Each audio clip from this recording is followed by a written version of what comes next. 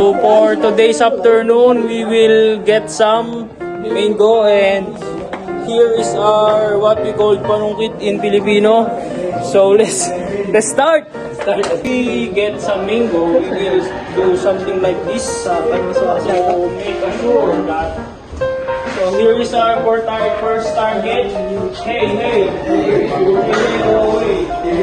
where? Whoa, so big. So big. Make a big. So, try. Yan. Try, no? Yan. Okay. Can you please excuse me? Here's our equipment.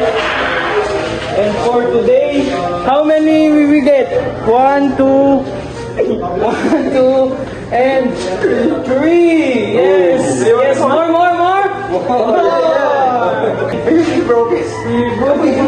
It's broken, but we will fix it. Okay na yun, guys? Where? Next target. Where? Next target. Where? Gusto isang buwit at nalaglag. Next. Something near. Oh, this I see it. Look, come. I'm coming. Teka, baka ano? Here, abot ba? No. So here. Come here, Papa. Come here. Come here, hey. Bebenta natin sa labas pag gasolina. Okay, one down. Next. Uy! It's heavy. Uy! So, count it. One! It's too big. Make sure that it's not too big. Okay, we will fix this because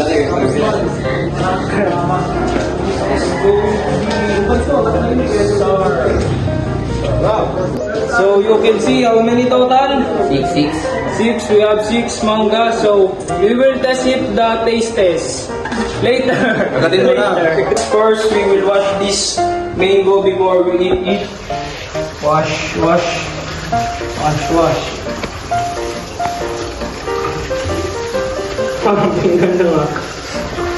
Okay, and we will try. Ma'am, we will taste test their blood.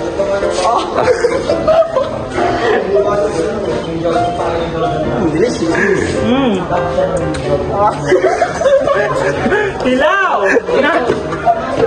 Nothing wrong. Buksan lahat. The other manga, hey, go away, come here today. Let's taste this.